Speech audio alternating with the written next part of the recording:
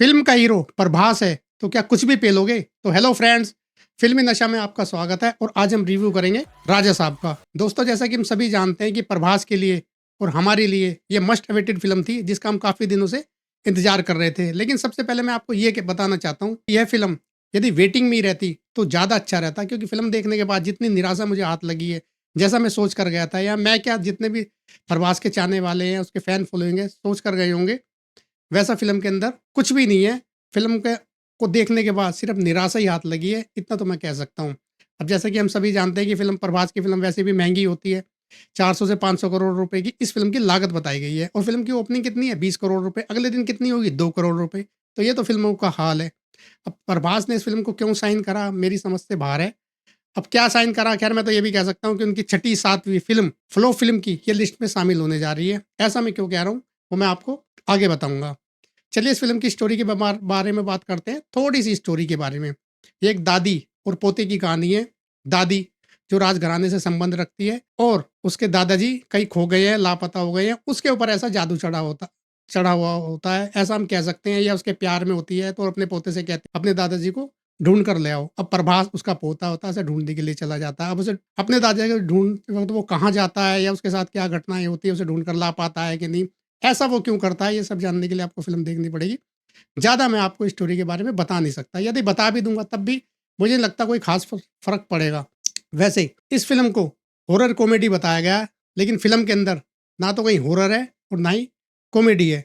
Horror comedy का कुछ भी, जो भी कॉम्बिनेशन इस फ़िल्म के अंदर दिखाया गया है, रत्ती भर भी उस फ़िल्म का मज़ा नहीं आया। इससे 50 करोड़ रुपए की लागत के अंदर स्त्री 2 फ़िल्म बनी थी और वो फ़िल्म कैसी थी और उसने क्या कलेक्शन की है और कितनी वो ब्लॉकबस्टर है, हम सब अच्छी तरह जानते हैं। मगर उसके भी मुकाबले ये फ़िल्म कुछ भी नहीं है, इतनी बड़ी स्टार कास्ट होने के बावजूद भी। इसके अंदर स्टार प्रभास है, जैसे कि हम सभी जानते हैं, 3 हीरोइन हैं और बोबिन ईरानी है, उसका भी छोटा-सा एक रोल है। तो बस स्टार कास्ट तो कोई ख़ास लंबी-चौड़ी है नहीं और इन्हीं के इर्द-गिर्द ये फ़िल्म घूमती रहती है। अब प्रभास की एक्टिंग के बारे में बात करूँ, प्रभास की एक्टिंग के बारे में बात करने से पहले मैं फ़िल्म के कुछ सीन के बारे में बात कर लेता हूँ। फ़िल्म के अंदर 3 हीरोइन हैं। प्रभास का और हीरोइन का प्यार का कनेक्शन दिखाया गया है। वो तीनों हीरोइन से प्यार करता है, लेकिन किसी भी हीरोइन के साथ कनेक्शन का तालमेल ठीक से बैठ ही नहीं पाता। ये नहीं पता लगता कि वो इससे प्यार करता है, इससे प्यार करता है, इससे प्यार करता है, किससे प्यार करता है या अपने आप से प्यार करता है, कुछ भी नहीं पता।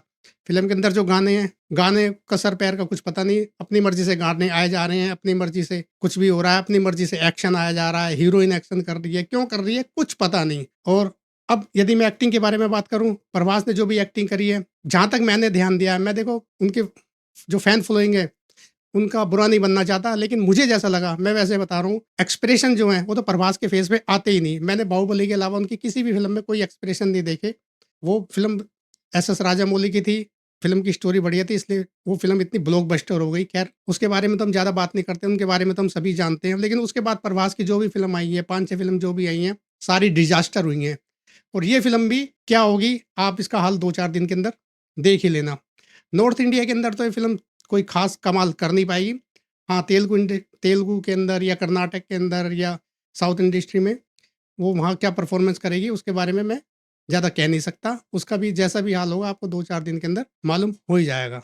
जैसे कि मैंने कहा कि एक्शन कहीं से आ रहे हैं, गानों का अता पता नहीं, गाने 3-4 हैं, क्यों हैं कुछ नहीं पता, प्यार का कोई कनेक्शन नहीं बन पा रहा। रही बात प्रभास की एक्टिंग की, तो प्रभास की जो लिप सिंक है, वो डायलॉग से मैच ही नहीं खा पा रहे। डायलॉग इतने घटिया हैं, इतनी महँगी बजट की फ़िल्म, डायलॉग का एकदम, मतलब यूँ कह सकता हूँ कि किसी एक पैसे के डायलॉग नहीं है फ़िल्म के अंदर। कोई भी डायलॉग ऐसा नहीं है जो याद रखा जा सके कि बोमिन ईरानी का इसके अंदर रोल है। बोमिन ईरानी का क्या रोल है, आप देखकर पता लगा लोगे। जब आप फ़िल्म देखने जाओगे तो उसका छोटा-सा रोल है, लेकिन वो फ़िल्म के अंदर क्यों है? मतलब इतना कमज़ोर रोल उसका लिखा गया है कि बता नहीं सकता। जो जरीना भाव है, जिन्होंने प्रभास की दादी का रोल प्ले किया है, हाँ, उनका रोल स्टार्ट टू एंड तक है और उनके ऊपर काफ़ी फ़ोकस किया गया है, या स्टोरी कह सकते हैं कि उसी के ऊपर है।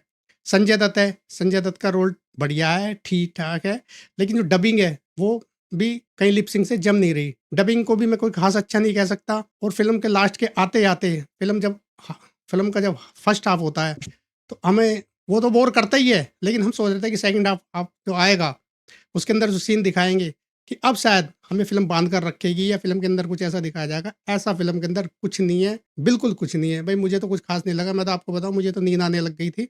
और लास्ट का जो क्लाइमैक्स है, वो इतना लंबा खींचा गया है कि बस मन कर रहा था कि कब ये ख़त्म हो और कब हम अपने घर भागें। कब सीट छोड़कर घर भागें। इतना लंबा क्लाइमैक्स और सीजी और वीएफएक्स के बारे में ज़रूर ज़िक्र करना चाहता हूँ कि सीजी और वीएफएक्स इतने घटिया और इतने बेकार हैं, मेरी तो समझ में नहीं आता कि भई इन्हें हर चीज़ सीजीए ग्रीन पर्दे पर ही करनी है और यदि आप कर रहे हो, टेक्नोलॉजी इस्तेमाल कर रहे हो, तो कम से कम कहीं तो यार कुछ तो रियलिटी लगे। कहीं तो लगे कि हाँ, ये मगरमच्छ असली है या जो भी है, कोई भी है, सब आर्टिफ़िशियल लग रहा है। इतना बड़ा स्टार गार्ड मुझे तो ये लग रहा है कि आने वाले टाइम में यदि सीजीए का ऐसे इस्तेमाल होता रहा, तो फिर हीरो चाहे 100 को मार ले या 10 आदमी के साथ एक्शन का सीन हो, साफ पता लगेगा दर्शकों के से वो कनेक्ट बिल्कुल नहीं कर पाएगा। क्योंकि साफ पता लग जाएगा कि यार ये तो सीजीए से हो रहा है, वो इम्पैक्ट उसका डलने वाला बिल्कुल नहीं है दोस्तों। खैर मैं ज़्यादा बोल गया, बस मैं इतना ही कहना चाहता हूँ कि यदि आप अपनी लिस्ट में भी एक और बोर या डिज़ास्टर फ़िल्म साबित करना चाहते हैं, लिस्ट में शामिल करना चाहते हैं, तो हाँ, बिल्कुल ये फ़िल्म आप देखने जा सकते हैं। मैं ऐसा कभी किसी को नहीं कहता कि आप फ़िल्म देखने मत जाइए। हाँ, आप फ़िल्म देखने जा सकते हैं, लेकिन मैं इतना कहना चाहूँगा कि बच्चों के लिए ये फ़िल्म बनाई गई है, लेकिन बच्चों को भी मुझे नहीं लगता कोई ख़ास पसंद आएगी क्योंकि बच्चे भी आजकल एक से एक एडवांस हैं। जिस टॉपिक के ऊपर ये फ़िल्म बनाई गई है, इस टॉपिक के ऊपर पहले भी कई फ़िल्में बन चुकी हैं। आज से 60-70 पहले एक देवता फ़िल्म थी, 30-40 पहले एक जितेंद्र की फ़िल्म थी, हातिम ताई। वो भी इससे लाख गुना फ़िल्म अच्छी है। फ़िल्म की ना स्टोरी में दम है, ना स्क्रीन प्ले में दम है, ना एक्टिंग में ही दम है, ना डबिंग ही कोई ख़ास अच्छी हो पाई है। मुझे तो फ़िल्म पूरी निराश क्या कहूँ, मेरे तो सर में दर्द हो गया था कि मैं देख क्या रहा हूँ और क्या देखने आया हूँ। बस मैं यही सोच रहा था कि कब फ़िल्म खत्म हो और मैं उठकर घर भागूँ और यहाँ से मेरा पिंड छूटे। लेकिन पैसे दिए हैं तो भाई पूरी फ़िल्म तो देखनी पड़ेगी और जब तक मैं पूरी फ़िल्म नहीं देखूँगा तो फिर मैं आपको बताऊँगा कैसे फ़िल्म कैसी थी, कैसी नहीं थी। तो बस ये था मेरा रिव्यू। यदि वीडियो अच्छी लगी हो तो लाइक करना और यदि आपने ये फ़िल्म देख ली हो तो मुझे कमेंट करके ज़रूर बताना कि आपको फ़िल्म कैसी लगी। तब तक मिलते हैं नेक्स्ट वीडियो में। तब तक के लिए टाटा, बाय-बाय।